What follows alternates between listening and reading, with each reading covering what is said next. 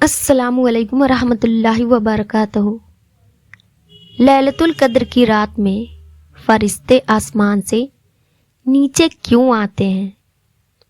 کیا آپ لوگوں کو اس کے بارے میں صحیح معلومات ہے؟ اگر آپ نہیں جانتے ہیں تو اس ویڈیو کو دھیان سے ضرور سنیں کہ لیلۃ القدر کی رات میں فرشتے آسمان سے نیچے کیوں آتے ہیں۔ اور جبرائیل امین فرشتے ہیں، وہ ہر سال لیلۃ القدر کی رات میں زمین پر آسمان سے نیچے آتے ہیں۔ لیکن کیوں آتے ہیں؟ جبرائیل امین اور سارے فرشتے سال بھر اللہ سے دعا کرتے ہیں، اللہ ہمیں زمین پر جانے کی اجازت دے تاکہ ہم زمین پر جائیں اور جا کر کے ہم زمین پر ان لوگوں کی چہروں کی زیارت کریں جو ہم سے بہتر عبادت کرتے ہیں۔ یہ جبرائیل علیہ السلام کہہ رہے ہیں اللہ سے۔ سید الملائکہ اور اسلام کا یہ متفقہ نظریہ ہے، تمام عالم اسلام کا یہ عقیدہ ہے کہ غیر نبی جبرائیل سے افضل ہو نہیں سکتا، کیونکہ جبرائیل فرشتوں میں رسول فرشتہ ہیں۔ اللہ نے 4 فرشتوں کو رسول فرشتہ بنایا ہے، ان میں سے سب سے پہلے جناب جبرائیل علیہ السلام، دوسرا میکائیل علیہ السلام، تیسرا اجرائیل علیہ السلام، چوتھا اسرافیل علیہ السلام۔ یہ 4 مشہور فرشتے ہیں اور یہ لوگ انبیاء اکرام کے بعد مرتبہ رکھتے ہیں، لیکن غیر نبی اس کے برابر نہیں ہو سکتا، یعنی جبرائیل کے برابر۔ اور جبرائیل امین کہتے ہیں، اللہ ہمیں ان کی زیارت کے لیے جانے دے جو ہم سے بہترین عبادت کرتے ہیں۔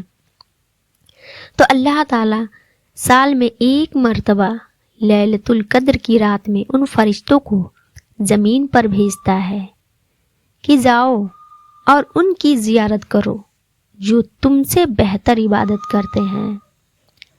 نماز کی اہمیت اپنی جگہ، نوافل کی اہمیت اپنی جگہ، ذکر اذکار کی کثرت اپنی جگہ، لیکن سب قدر کا مقصد سمجھنا ہوگا۔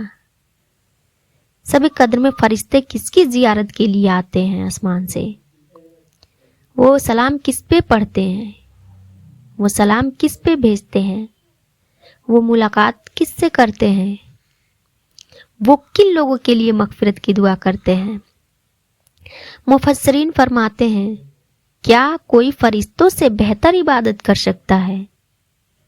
ہمارے رکوع جبرائیل کی رکوع کی طرح نہیں ہو سکتے، ہمارا قیام جبرائیل کے قیام کے جیسے نہیں ہو سکتا، ہماری تلاوت جبرائیل کی تلاوت کے جیسے نہیں ہو سکتا۔ لیکن جبرائیل عرض کرتے ہیں، اللہ ہمیں ان کے پاس جانے دے جو مجھ سے بہتر عبادت کرنے والا ہے۔ تو کیا ہمارا رکوع جبرائیل سے بہتر ہے؟ حضور علیہ الصلوۃ والسلام فرماتے ہیں، وہ عبادت ایسا ہے جو فرشتے کی بس کی بات نہیں ہے۔ فرشتے ان عبادت گزار کو ڈھونڈتے ہیں۔ کون عبادت گزار؟ جو بیماروں کی عیادت کے لیے جاتے ہیں۔ عیادت کا مطلب ہوتا ہے بیمار کو دیکھنے کے لیے جاتے ہیں، جو اپنے منہ کا لقمہ اپنے منہ سے روک کر کسی اور کے منہ میں ڈال دیتے ہیں۔ فرشتے ان عبادت گزار کو ڈھونڈتے ہیں جو اپنی ضرورت پر دوسرے کی ضرورت کو ترجیح دیتے ہیں، جو لوگوں کا دل زبان سے شعلے برسا کر توڑتے نہیں بلکہ پھول برسا کر جوڑ دیتے ہیں، کیونکہ آسمان میں جبرائیل علیہ السلام تو کھانا کھاتے نہیں ہیں، تو ان کو یہ درجہ کہاں سے حاصل ہوگا؟ تو جو گناہ سجل ہوا لیکن اس کے باوجود وہ سسکیاں لے کر رو رو کر اللہ سے معافی مانگتے ہیں اور اللہ کو منانے کی کوشش کرتے ہیں۔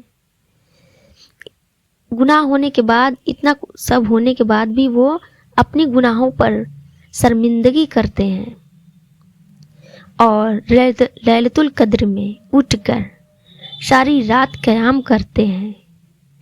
फरिश्ते ऐसे बंदों की ज़ियारत के लिए आते हैं और जिन्हें लैलतुल कद्र नसीब हो जाती है, फरिश्ते उनसे मुशाफा करते हैं।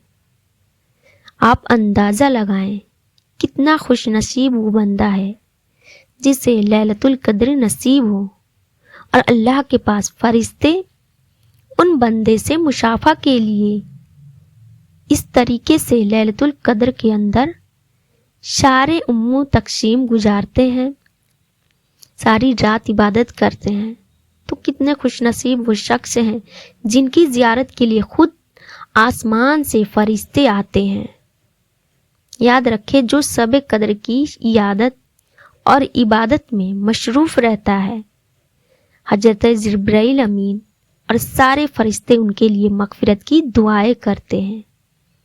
आप अंदाज़ा लगा सकते हैं कि शब कद्र कितनी ज़्यादा अज़मत वाली रात है। हुजूर सल्लल्लाहु अलैहि वसल्लम ने तलाश करने का हुक्म दिया है, हम तलाश करें।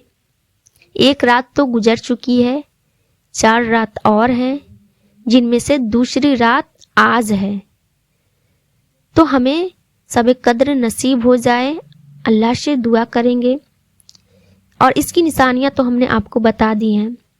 तो आज दूसरी रात है और उठकर आप सभी इबादत ज़रूर करें। अस्सलामु अलैकुम रहमतुल्लाहि व बरकातहू।